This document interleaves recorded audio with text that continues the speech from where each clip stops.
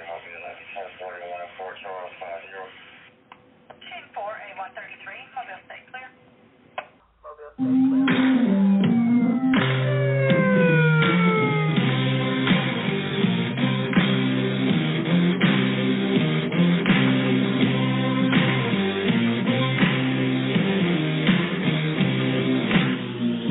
are listening to the voice of the frontline protector here at the Private Officer Beat Radio.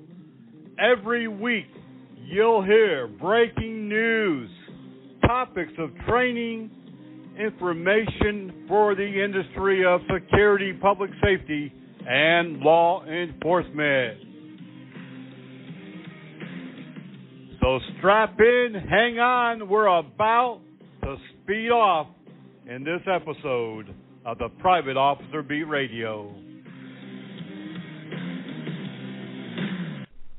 Good morning, everyone, and welcome to the Private Officer Beat Radio, a production of Blue Ram Media Group, LLC, and Private Officer International. Tuesday, September the 3rd, yeah, that's right, the 3rd. And if you're like me and you had some bills to pay on the 1st and the 2nd, and you forgot, well, you're late. I wasn't late, thank goodness, I remembered. Bills, but some of you may have. But welcome anyways to the Private Officer Beat Radio Show today on this Tuesday morning, and I've got a lot to say. Some not so good, but mostly good. And unfortunately, we have some tragic news to report as well. And I want to tell you about the upcoming memorial ride. We have 2 scheduled thus far, but we hope to have a few others. To be frank with you, we're not getting the response that we should because, we're the only organization, the only private security group that I'm aware of that sponsors anything such as this. Now, a number of years ago, Allied Universal did begin some type of annual recognition of security personnel. They were a copycat, I'll be honest with you. They took what we had already been doing for 20 years. And so did a couple of state organizations. 2 are no longer in existence. And the 3rd is on the way out the door. Now, even though we have had a lull in response from folks, some of the, companies and businesses just are not responded the way that they should, but that's up to them. But we're not going anyplace. We've been around for 20 years. In fact, we just celebrated our 20th anniversary, and we really started about almost 22 years ago under the name of, it was a different association, but we're going to be here, and we're going to be here for the long haul as we have. Just this past weekend, we announced a brand new offering, a brand new award and program called the Blue Star Award. This is not specifically for a security officer or a police officer, but it's in fact for the family of those killed in the line of duty. The Blue Star program will recognize the family who is left behind oftentimes, the family who just, they feel like no one cares. They were a security officer or a private law enforcement officer, and they've been killed in a line of duty just like a military member or a law enforcement officer, yet they have had little to no recognition by the media or even by the deceased's own employer. I mentioned previously a few times on the program, I've gone to funerals for private security, and not even their employer was at the ceremony, at the funeral. They didn't come for the wake. They didn't come for the burial. It's outrageous. And so with the new Blue Star program, our goal and our focus will be to recognize the family not only with an award and a plaque, but also with financial assistance in maybe burial or whatever they need. You can contact Help Desk at privateofficer.com for any further information, and find the information posted on our website as well at privateofficer.org. By the way, that website is being updated. Yeah, every couple of years we got to give it a fresh coat of paint, and I'll spit it out. Don't worry. We have to give it a fresh coat of paint. We got to renew it. We got to revive it. And so we're working on that. We'll probably take a couple of weeks, and we'll be able to release that and get that out. And so we have a lot of things still happening, but we just don't have the amount of support that we should. When we announced the memorial service, we also said that, we really need folks to support us financially so that we can do this. It costs money to do a memorial ride, gas, hotel, food, that kind of thing. This is not a vacation. Someone commented that last year, and I if I had known exactly who it was, I probably would have. It's not a vacation. It is a ceremonial recognition of those who have given their life in the line of duty, and we really need to get the word out. We really need to publicize more. And as I continue to say, really disappointed with the way that people react. Unlike EMS, fire, or law enforcement that highly recognize people that die in the line of duty, they highly memorialize them. Even the tow truck drivers I mentioned to you on previous radio shows, they line up, they do a memorial ride, they recognize their coworker who's been killed on the interstate or struck by a vehicle or whatever it was. They support them. Our volunteer firefighters across the country also do a very good job at supporting one another. But when it comes to private security and even private law enforcement, which are often locked out of the club, if you will, of law enforcement, they're kind of like secondary, and it's just a terrible thing. We're going to take a quick break. Today on the program, I want to talk about a couple of specific things that really is hurtful to the industry: conduct, morality, ethics, and professional standards. You're listening to the voice of the Frontline Protector, and we'll be right back. Across the country, there's a new 3-digit emergency number if you're feeling suicidal, if you're experiencing a life crisis. 988 is now the 3 digits that you can dial, just like 911 across the country. You'll connect with mental health professionals, and the 988 number will connect you with the Crisis Lifeline, formerly known as a National Suicide Prevention Line. Veterans can press 1 after dialing 988 to connect directly to the Veterans Crisis Lifeline, which serves our nation's veterans, service members, National Guard, and Reserve members, and those who support them. For text, veterans should continue to text the Veterans Crisis Lifeline, short code 838255.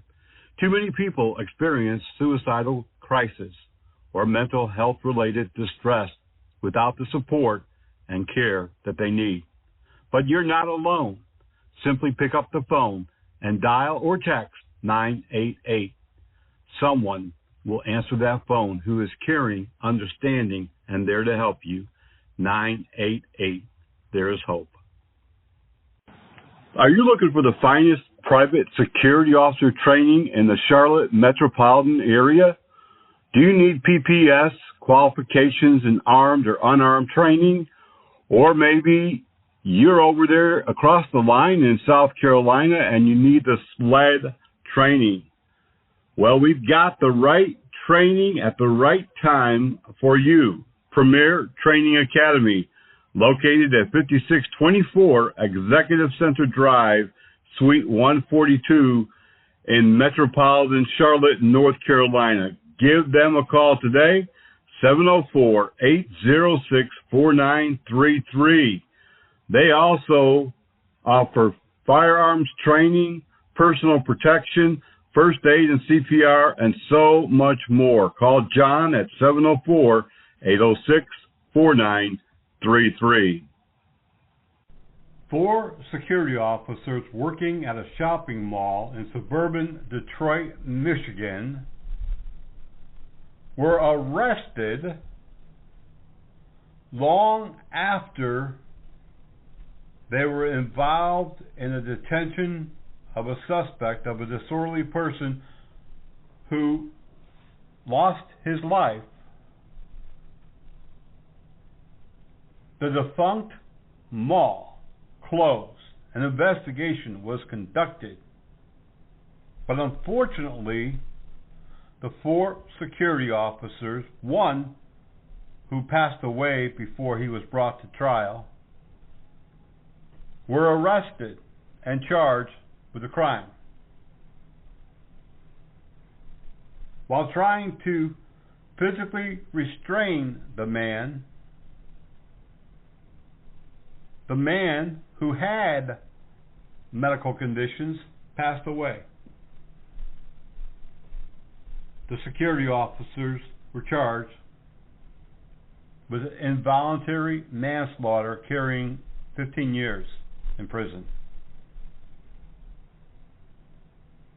However, and this happened in 2014, by the way, 10 years ago, in Oakland County, Michigan. However, a trial by their peers found them all not guilty. It was a sudden twist, if you will, in the courtroom. Not what the prosecutor had expected, but what some predicted, including myself. The men had done no wrong. They were defending themselves, and they were restraining a person who was violent. A specialist, somebody who was an expert, came and spoke during the trial and outlined all of the facts, like I had several times on the radio show and through our newsletters and so forth, and thankfully the man was found guilty. However, in California, a school safety officer who shot a girl through the windshield of a vehicle was not so lucky. The 2021 shooting in Long Beach, California, resulted in the death of a woman with a 5-month-old baby. There had been some type of disturbance. The safety officer went to investigate, and for whatever reason, shot at her through her windshield, killing her. Eddie Gonzalez, who had initially been charged with murder in the shooting, pled guilty to voluntary manslaughter. He's facing a prison sentence. He'll be sentenced October the 8th. He could serve between 3 years and 6 years, according to a agreement for pleading guilty. He could have faced a lot longer. Unfortunately, he had to make a split-second decision. And unfortunately, it turned out to be the wrong one. Another security officer in Pittsburgh, Pennsylvania, was involved in a shooting and a scuffle with a man. This occurred outside of a market. The security officer arrived and found a disturbance. Despite the dispute, the security officer drew his firearm. He said he feared that the man was armed, and that's why he fired at the man. Officers are still investigating. There's really, there could be charges. We don't know. There's been no real final outcome from that police department. A Milwaukee, Wisconsin security officer was killed. David Anderson was working security at Premier Sports. An altercation ensued inside, and tragically, he was shot to death. Police say it was a senseless killing and did not need to happen. A North Carolina armored truck security officer was shot during a robbery attempt at the Statesville Pharmacy in North Carolina, just outside of Charlotte. The security officer was able to also return fire during the robbery. The suspects fled. The security officer was transported to a hospital with non-life-threatening injuries.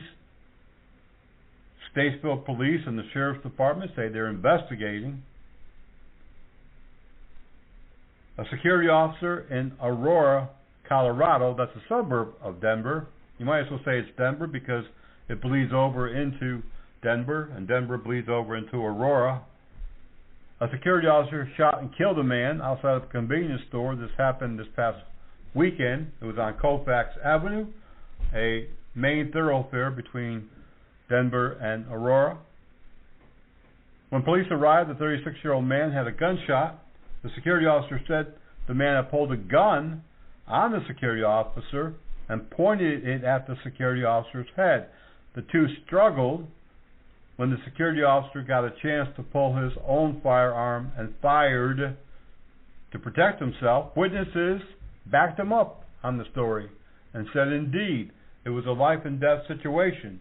It was a clear-cut self-defense. Police took the security officer to police headquarters, but after viewing video and going over statements from witnesses, they too say it was a clear cut of self-defense. And more, we see these things happening. More shootings by and against security officers. More security officers being armed. And yet, there is still a lack of training. We're going to take another quick break. When I come back, I want to tell you a few more things that's happening at POI. And I want to talk clear today about conduct, morality, ethics, and professional standards. We'll be right back.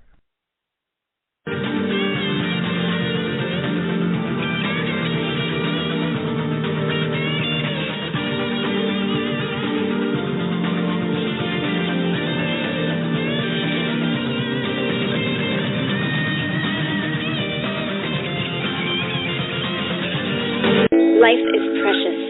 Ask any of these people.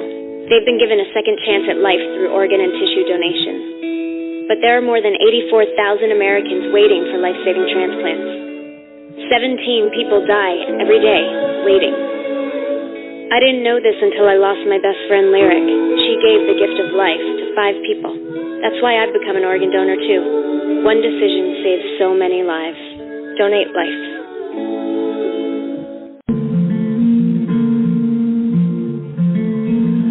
Hey everyone, you're listening to the voice of the Frontline Protector right here on the Private Officer Radio Network. Now don't go away because we are coming right back when we've got a whole lot more right here on the Private Officer Beat Radio.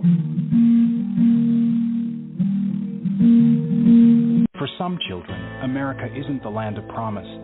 It's a place where every day is a struggle. Because today in America, 1 in 6 children lives below the poverty line. For these children, living in poverty means going without medicine, going without food, going without a warm home, or even a roof over your head. And that's life for nearly 13 million children of all races, all across America. Where will you draw the line and get involved? You can help these children and their families find a way out of poverty for good. And you can make a difference in more ways than you think. Will you help? Go to povertyusa.org today. Because 1 in 6 children in poverty is one too many. A message from the Catholic Campaign for Human Development. Welcome back to the Private Officer Beat Radio on this Tuesday morning. Today we're talking about conduct, morality, ethics, and professional standards. But before I get there, I want to talk just a couple of moments about what's happening at POI and again, try to entice you to get involved. First of all, if you're not a member, we need your support. Go to privateofficer.org. Join today for just $99, a lifetime membership. You'll receive up to 50 different member benefits and more support than you could ever stand. We back our members and we help our members in many different areas. People just don't realize or know what happens behind the scenes. People don't really understand all the things that we do and the great lengths that we go to help our members, whether that be research, a topic that they need, help them to figure out how to get themselves into business, financially assist when we're able to. But we have, for 20 years, supported not only our members, but the industry. We put up money for security officers who are killed in the line of duty. We work with Crime Stoppers. We work with local law enforcement. We have financially aided people who are not even members, and yet we don't receive that support back. But such is life, and we're going to continue on. Happening with Private Officer, we're expanding. I told you at the introduction, at the outset of the show, about the new Blue Star Medal and program that we have put together for those families of deceased officers killed in the line of duty. We have also begun working with several law enforcement agencies on training. We have for several years, and unfortunately we started this during COVID, but we have for several years asked you to help us to get together with law enforcement in your community and do a roundtable and kind of help explain to them how we can help them and how they can help us. Unfortunately, like many other things, it didn't come to fruition exactly the way that I had hoped, but we have begun talking to law enforcement and getting some understanding and information out there.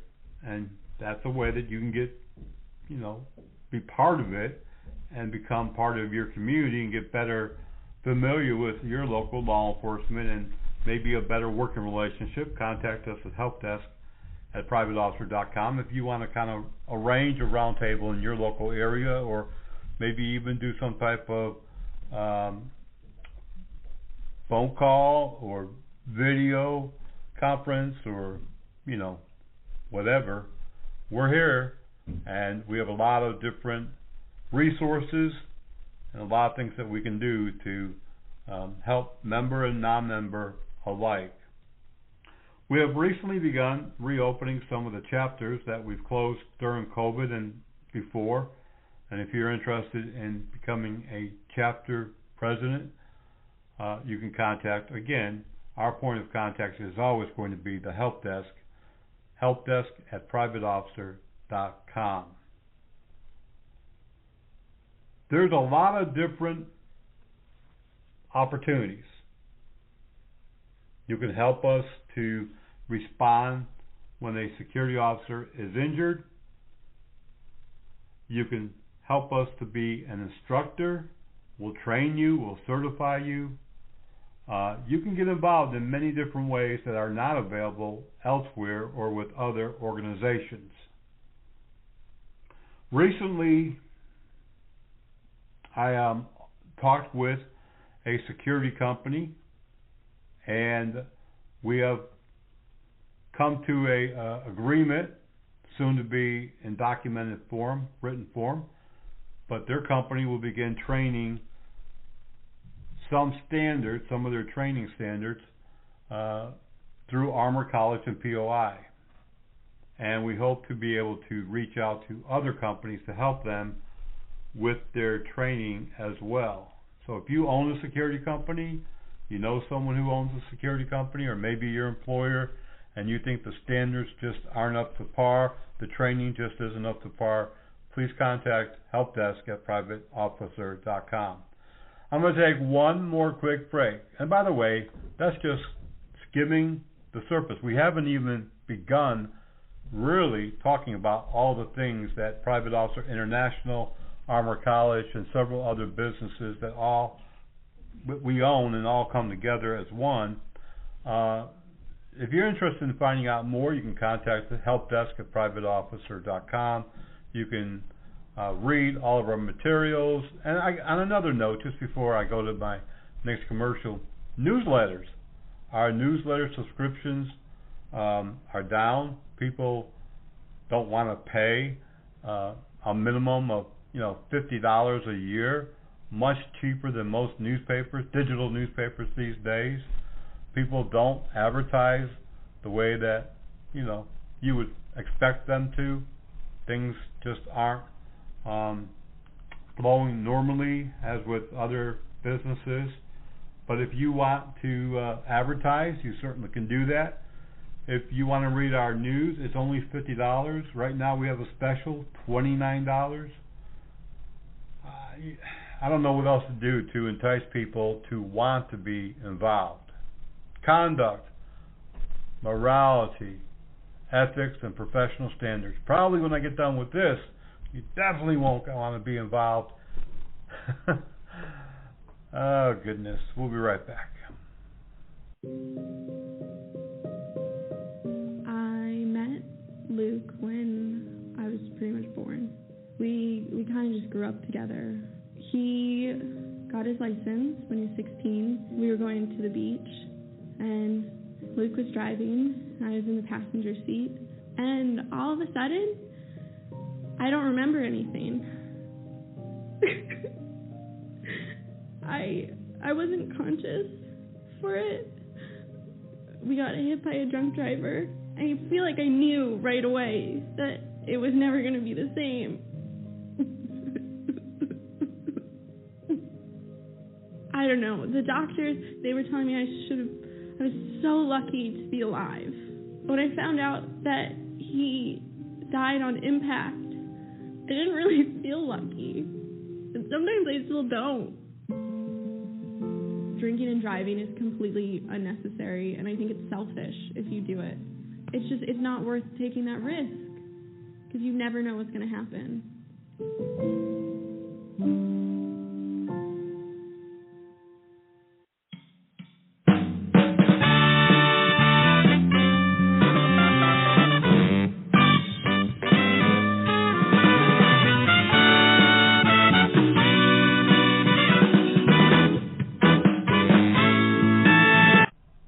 Conduct, morality, ethics, and professional standards. Whether it's a country or a company or an individual, the way that they conduct themselves individually and collectively as a business or an agency or even as a country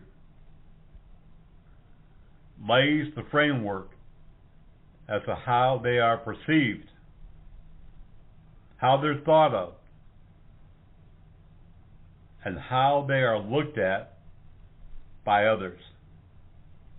The very fiber of who we are comes down to just 4 words, 4 areas of our internal being, 4 areas of whether we're honest, moral, ethical, dependable, trustable, reliable, believable, whether we're a good human being, good or bad, being in good company or in bad company, whether we're running our business honestly or not. It really wasn't that long ago when a man's word was his bond. His handshake was the seal of the deal. There was no need for anything in writing. There was no need for any form of surety. No contract. Or for anything else to be in place. Just to ensure that the promise wouldn't be broken. Because more times than not, it wasn't. There was a time when people were true to themselves and to others. If they said they were going to do it, they meant it. If they promised, it would be delivered. There was a day when rest assured a man would deliver on his promise. Today, even with written contracts, even with surety bonds and all kinds of clauses and written penalties, business after business after business fail to deliver their service or their product on time. They fail to meet the terms of their agreement.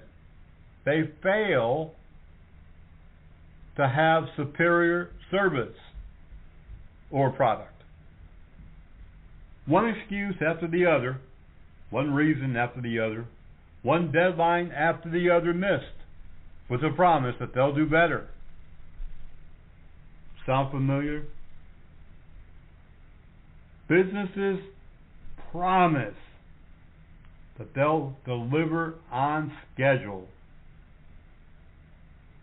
but often don't. And that includes private security companies.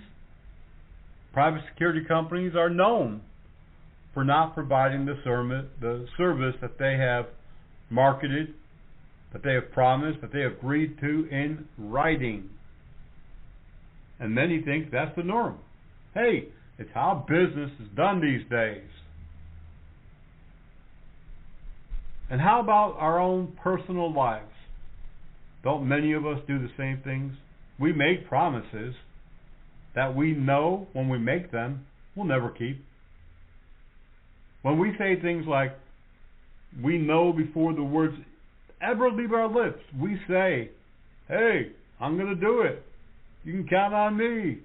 I'll be there right on time. Many know they can never meet the deadline. Many know that they cannot deliver that promise. Many know they cannot guarantee that their word is their bond. And people oftentimes are well known for being late. You've heard people even say, I'll be late to my funeral. That might be funny one time around. I don't know about you, but when people tell me they'll be there at a certain time or they'll do a certain thing, I take it as the gospel. I trust them. I want to trust them. And unfortunately, people let us down. Our employees, sometimes our clients don't pay. They promise, they don't deliver. And sometimes we let people down. Our employees, our customers, sometimes our family and friends. If our forefathers were here today, what would they think about how business is being done?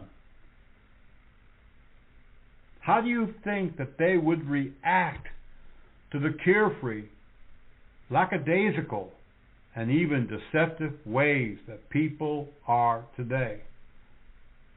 The way that people do business, the way that they casually make promises, casually shake someone's hand and say, yes, sir, you got a deal.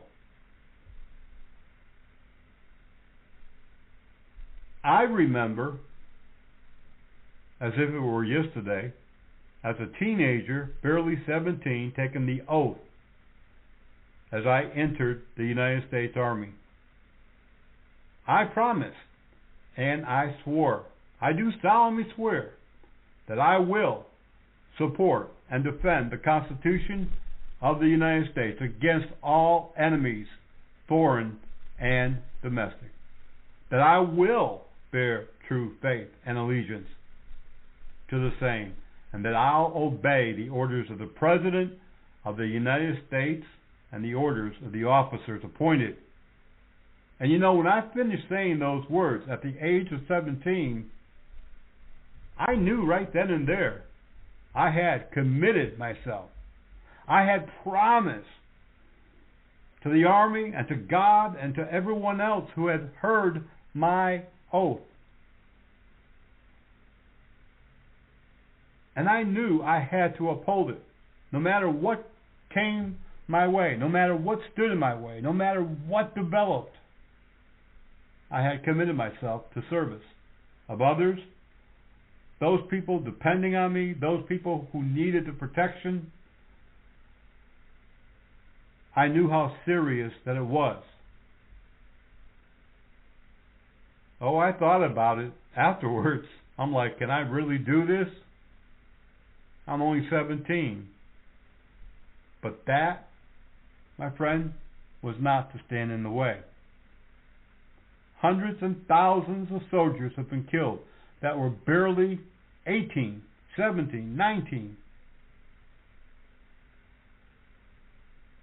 People were depending on me to follow through with my word, to uphold that oath no matter what came my way. I gave them my word. I swore to it. I said that I would. And I did. Going through boot camp, there were a lot of times when I really wondered, what had I gotten myself into? What had I done? Man, did I bite off more than I could chew? There were a lot of hard times. And as a recruit in law enforcement training, I said the same thing. I repeated the same thing, the same oath almost. On my honor, I will never betray my badge, my integrity, my character, or the public's trust. I will always have the courage to hold myself and others accountable for all actions. I will always uphold the Constitution, my community, and my police department. I will take this solemn oath. You see, it meant something to me. In the Army, when I took it for the law enforcement. And I've taken that oath for the law enforcement agency several times, working for several agencies. As security officers and law enforcement employees, business owners, professionals of one profession or the other, even as human beings, the one word that should drive us is conduct. It's the foundation of who we are. We're supposed to lead by example and conduct ourselves differently. We're not supposed to be one of those creating a problem, one of those breaking the law.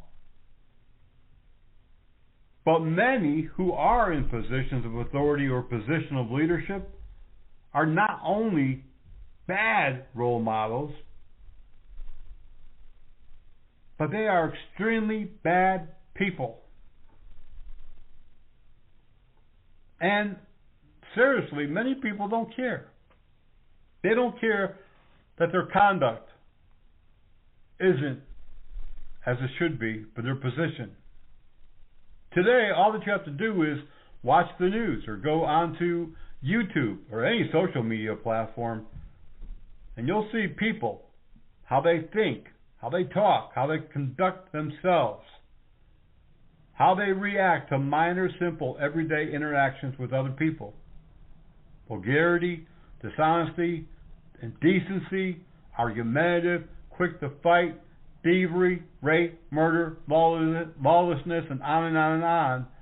The conduct of people. What is becoming of our world? And it just doesn't stop in the U.S. This is globally. But even with all of this craziness and lawlessness and outrageous conduct in our world today, we must find a way to rise above it, to be the example, and to conduct ourselves with integrity, morality, and decency. We must be the difference. I was raised up, and I don't talk very often about this, although, it's common knowledge among my friends in church and so forth, but I was raised up in a low-income family, on welfare, using food stamps to eat, and government housing to shelter ourselves. I attended public school, and at the age of 15, I was already working a full-time job pumping gas at a gas station. Back when it was about 29 or 39 cents a gallon, something very cheap. It was less than $1, I know that. Soon afterwards, I began working another job on top of that at a McDonald's. And I learned then what it was like to work hard, to work long hours, and to honor my word. To make my own way, to make my own living, my own money. It was never easy. And I can preach on that for days because I lived it. And I can tell you a lot of things. I lived in a really, really bad situation many times.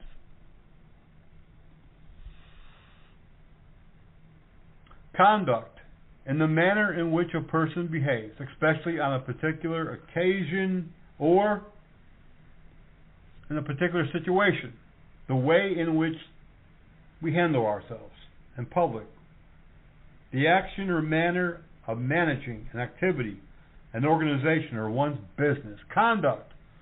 Our conduct. It is the bedrock of who we are. And yet people, myself included, at times, I'm no perfect angel. But I do try to learn from those mistakes.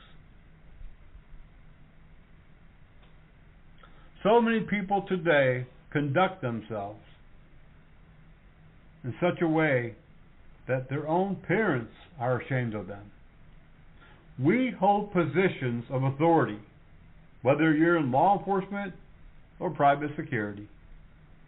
People look at us as someone important. They look at us as someone they can count on in times of emergencies. They look at us as leaders in many situations. And yet, some of us, our conduct would never, ever be that person.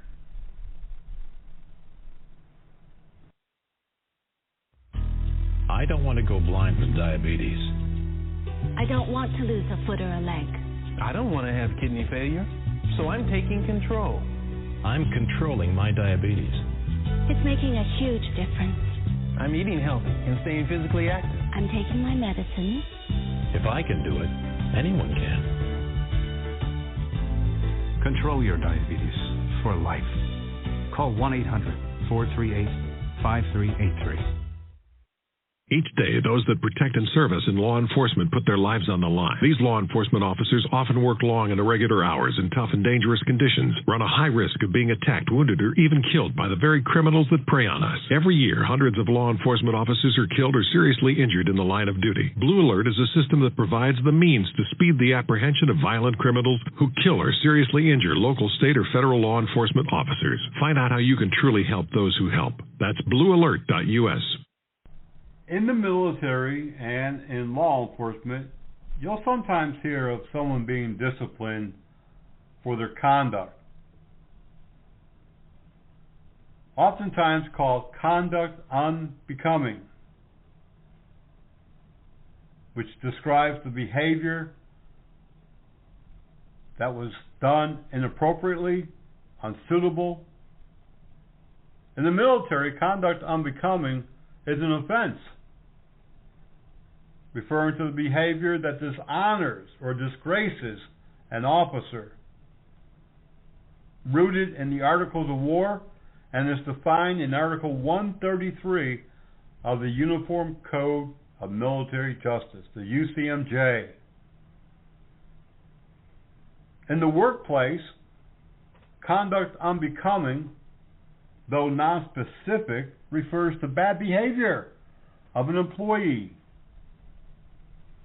bad conduct, inappropriate conduct, conducting ourselves to dishonor not only ourselves, but our employer.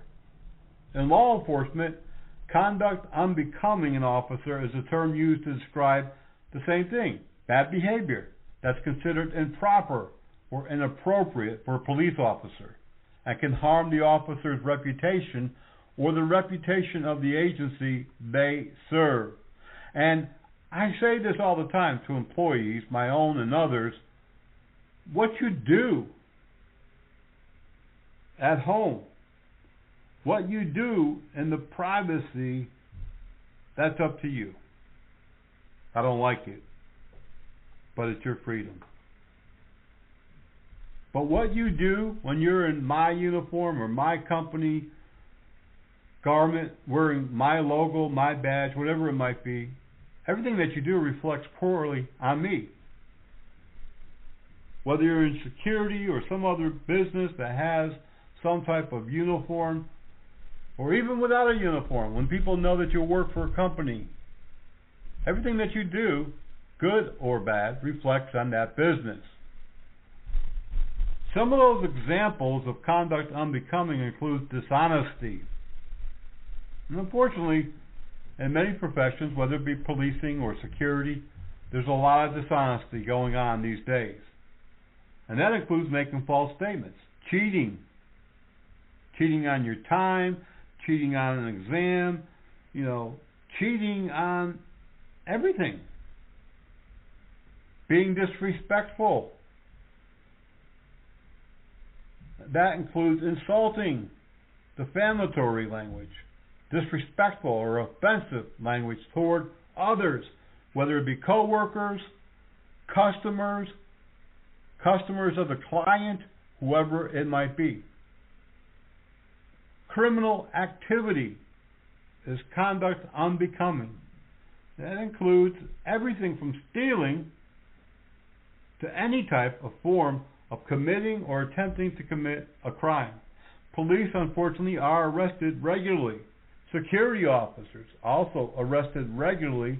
Everything from theft all the way up to murder. Moral lapses, and this can include everything from substance abuse to associating with criminals. When you work in security, many people don't really think about their actions. They don't think about their conduct. But when you work in security, it does matter who you hang out with. It does matter where you're seen. If you're seen at some strip club acting like a fool, and you are coming out of the strip club, or your video suddenly appears on YouTube, clients don't want you on their property. They don't even want to contract your company, your business. And these days, employers do a social media search before they hire people. Think about it. Behavior that discredits your employer matters, on or off duty. Behavior that impairs the employer's operation. So, a lot of times what we do on or off the clock, it hinders our employer. There's a lot of people who look at the conduct not only of the company, but of the employee on or off duty.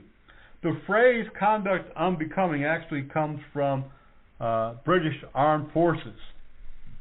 It was used in the 18th and 19th centuries, and the U.S. Supreme Court upheld the charge of conduct unbecoming an officer in the 1974 case of Parker versus Levy, but noted that it would not be valid in civilian situations. But it still is a violation in many companies' employee handbook. Everything that you do is measured. It's measured. Everything that you do is monitored. You might not think people are looking. You might not think people know. They know. With social media, with everyone having cameras on their phone, with everyone looking at everybody, they know what you do. You might think they don't, but they do. How we conduct ourselves, our conduct, the way we conduct our business, the way that we perform, the way that we act, the way that we walk, we talk. I can tell you from my own personal interactions with people of all sorts, I know I'm a good reader of people. People say it all the time. I know people by their conduct and the way they conduct themselves. Conduct includes your language. If you talk like a street person, a street thug, if you talk like a criminal, if you talk like you're, off your rocker, if you talk like you're a, criminal, I'll tell you what, people pick up on that real quick. You might talk one way at work, and when you're back out on the street, when you're back hanging with your partners, you talk differently, you act differently. People will see that. They'll know that you're, at work, you're playing a game. You're wearing a mask. Conduct includes language and how we act in various interactions with others, how we transact business. Everything boils down to our conduct, whether you're an individual or a business. If you're a business and you're dishonest, if you're a business and you treat people poorly, if you're a business and you don't hold to the terms of your word, you're no good. People know it. Stay away. There's so many social media platforms today. I read a lot of stuff on social media. I want to hear what's going on in my own neighborhoods. I want to see if anyone is saying bad things about my businesses. So I hear them all the time. I read all the time about all the negative comments about various businesses. Do we yell and scream and cuss and act like a child when we don't get our way? When something goes awry? Awry is unexpected, off course, amiss. Or do we readjust and we move forward and we figure things out and we overcome, adapt, and move on? You see, conduct? Yeah, that word keeps coming back. Conduct, it's more than a word. It's a way of life. It's the very thing, the very being of who we are as an individual or business. Are we really professional, or are we a wannabe professional? How we handle the small stuff and how we handle the big stuff and everything in between matters. Conduct doesn't mean that you're perfect. I am in no way perfect. I've got stories to tell, but we don't have the time, thank goodness. It doesn't mean that things don't affect you. It doesn't mean that things don't throw you off course. It just means you zig when life zags. It just means that you know how to handle the adversities. You know how to control yourself. I've had a lot of hurt in my life, as I alluded to earlier on. More sorrows and disappointments than many people have ever dealt with. I've been homeless. I've been penniless. I've been destitute more than once. That's true. I always didn't really respond appropriately. I had bad conduct. I tried to rein that in. In my younger days, I may have yelled more than I should have. But I've always found a way to pick myself up, brush myself off, and get back on track. And I think that is the signs of somebody who's a winner. And if you can get back on course when things go awry, you will find that your life will eventually come together. It may not be today. It might take a few months or a few years. It might even take a few decades. I'm regularly asked to speak at events, and I'm in front of hundreds of people every year in classrooms and doing training throughout the country. I'm frequently interviewed by local, regional, and national media. And I'm always quick to point out that the police and private security are human, not robots, and that we do make mistakes and we do have feelings and we'll never be perfect. But I'm also quick to say those are not excuses for bad behavior or for unlawful acts. It's not an excuse for our conduct or for being unprofessional. Private security officers often want to be treated as professionals, recognized by people to hey, we're somebody, and you are somebody. But you also are being held to a higher standard. Although you may not have taken a sworn oath for your job, you have promised to protect your employer's client's property, client's employees, customers.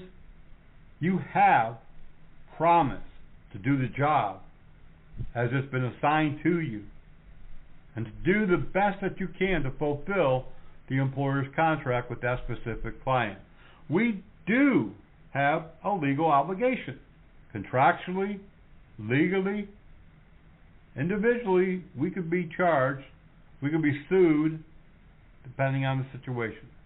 Now this year, and I hate to admit this, it marks 50 years since I first began performing security duties, and my thoughts back then are still the same today. We are important people. Important to the employer, important to the client, and important to ourselves. Just as we're taking an oath, we've made an agreement, and our conduct will guide how that agreement pans out. Unfortunately today, a person's word and even their written contract or solemn oath that they've pledged to live by, sometimes it means little to nothing. It's just not like it used to be. People's conduct has in some cases deteriorated, diminished.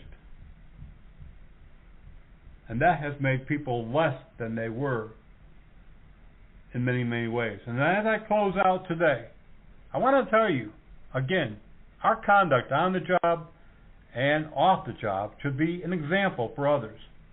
We should be that person that everyone can trust, everyone can rely on, everyone flee to in times of emergencies and uncertainty.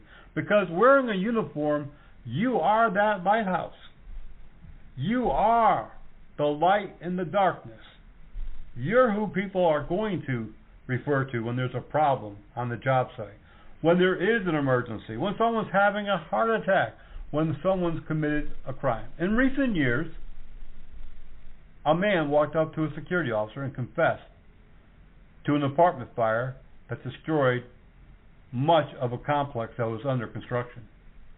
I don't know what led him to the security officer, but something about the way the security officer looked, dressed, handled himself, conducted himself, the man confessed.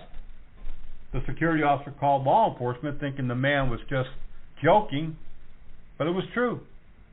In another situation, and this happened within the last year, a security officer was approached by a woman, a young lady, who felt comfortable enough to report that she had been sexually abused by her mother's boyfriend.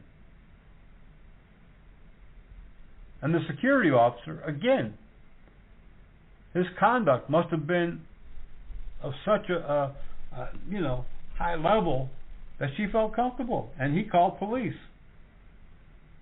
And because of that interaction with that young lady, the boyfriend of the mother was arrested and went to prison.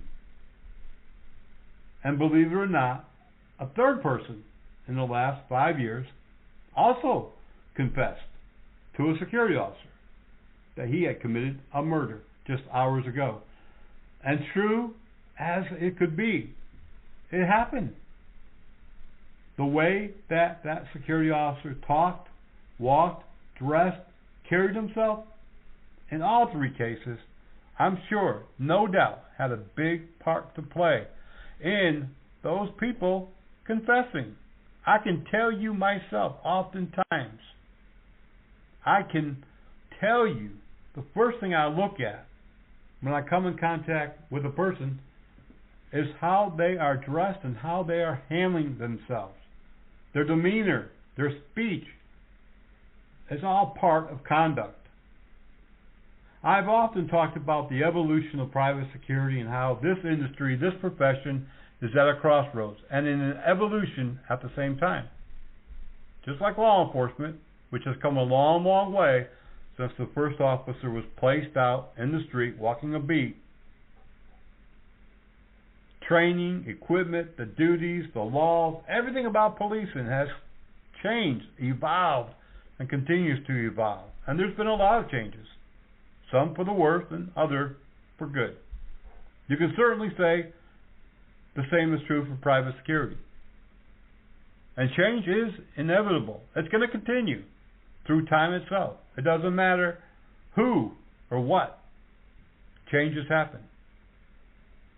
But it's how we handle change, how we adjust to change, and how our conduct itself handles the change that will matter the most for us and for others affected by our response to change.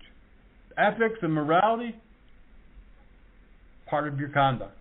Regardless of religious belief, your profession, or your upbringing, these two areas of your life will quickly set you apart from others. Ethics is a necessity for everyone, but even more so for those who have been sworn in or hired to protect life and property. You see, ethics is honesty. You got to be honest with yourself and others. You have to have a high standard of morality. It's not anything goes, okay, well, they're this, they're that. No. You got to have a high standard of morality. You got to have principles. My grandparents used to say scruples about yourself. You got to set yourself apart. Moral principles that govern a person's behavior or the conduct of themselves. You sometimes hear people say that the person has no moral compass, meaning no sense of right or wrong, no direction when it comes to being ethical or honest. You're just part of the crowd. You're going to go any way the wind blows. You're going to do whatever, suits you. That's not someone that we can depend on. That's not someone who is strong and sturdy. We want someone who's going to be deeply rooted so that every little wishy-washy thing doesn't wash you away. Every little wind that blows your way doesn't blow you apart. One definition that I looked up noted that ethics referred to a well-founded standards of right and wrong that prescribe what humans ought to do, usually in terms of the rights and obligations, the benefits, the fairness. Another stated that it was doing what's right even when no one is looking or it doesn't benefit you in any way. Good versus evil. Again, it really does all come back to conduct. How you act. How you handle yourself in various situations and in your own life. Protecting people and property does take a specific type of person. Despite what many contract security companies and law enforcement agencies and businesses today believe, you can't just be anybody. You got to be somebody special. You got to have scruples. You got to have a moral compass. You got to know right from wrong. We are important people, and we do have an important job. And I hope that from this moment forward, you will take it serious and that you will think twice about being just like everyone else. Because in our profession, whether it's law enforcement or security, we not only have to set the standard, we got to be the standard. We got to be above the rest. How can you arrest someone for something that you do all the time? Again, as I told countless reporters, we're not perfect. No one is and no one will be until we leave this earth. But we can strive to be as good can be. Until the next time, you all be safe, be blessed, and we'll see you back here on the radio. Vocational.